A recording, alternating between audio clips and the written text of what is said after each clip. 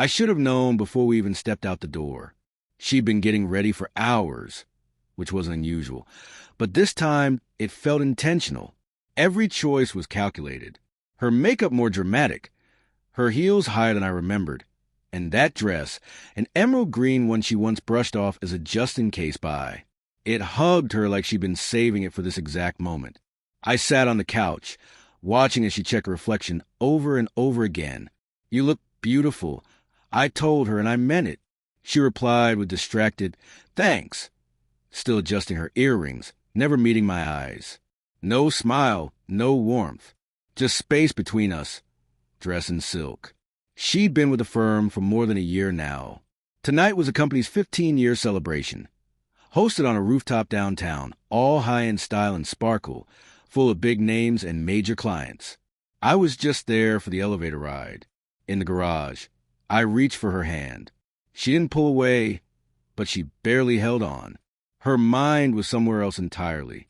I could have asked if something was wrong. Maybe I didn't want the answer. Maybe I didn't want to ruin the evening before it even began. When we arrived, I felt out of place, like an outsider in a room where everyone shared a language I'd never learned. The elevator opened to glass walls, low jazz playing, a skyline glittering around us. Servers glided by with champagne flutes, name tags catching the light beneath polished smiles. Before I could even catch my breath, she was surrounded. Handshakes, hugs, excited greetings. "Clara, you made it. Clara, come say hi to the partners." She smiled, lit up completely, let go of my hand, and didn't look back. No mention of me, no introduction. I followed her through the crowd like a ghost, like I wasn't even there. She floated from one group to the next, laughing easily, handing out compliments like it was second nature. I tried to keep up for a while. Then I stopped trying. I remember standing near her while she chatted with her boss. Alan, confident, silver-haired. I lingered nearby, hoping for a glance, a cue, something. But nothing came, just her laughter, a soft touch on his arm. "You're awful, Alan." That was it. I backed away, headed for the bar, and asked for a whiskey. Neat. I downed it fast, hoping the burn would clear my head. Across the room, I watched her. This wasn't casual networking. She wasn't just socializing. She had become someone else entirely. Someone who didn't need me there. Someone who didn't want me there. She hadn't just forgotten me. She'd erased me. I found a table, sat alone, and stared at my phone like I had something to scroll through. Pretended I didn't care. But I saw everything. The way she moved.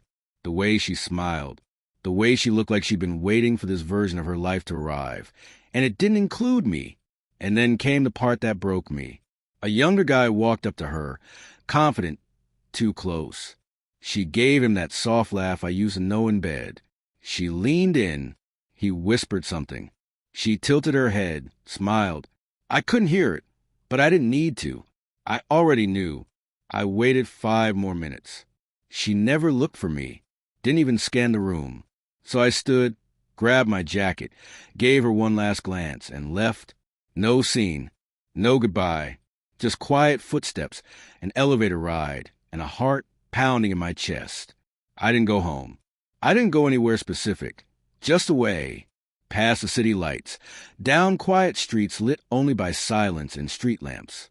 I ended up at Nate's, texted from the driveway. "You up?" He opened the door in sweats, motioned toward the spare room. No questions. By morning, my phone was full of missed calls, voicemails, texts. "Where are you? Why did you leave?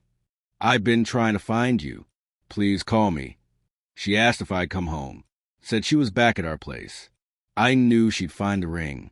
I hadn't planned to propose that night, but I was close. It had been sitting in my sock drawer for days, waiting. Turns out I was waiting on the wrong person. 3 days passed before we saw each other again. She looked different.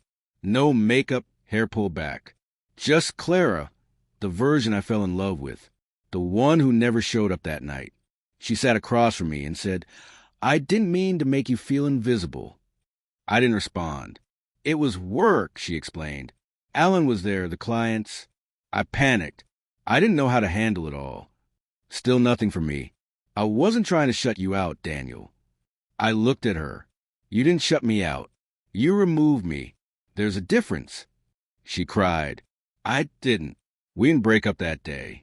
But something inside me cracked, and it never really healed. She still brings it up sometimes. Says it wasn't as bad as I remember, that I misunderstood, that she was just overwhelmed. But I remember it all. Her laughter, the way her hand rested on someone else's arm, the way I disappeared in a room full of people, and the feeling of finally choosing to leave instead of begging to stay in a place where I was no longer seen. Because sometimes silence is the loudest answer you'll ever get.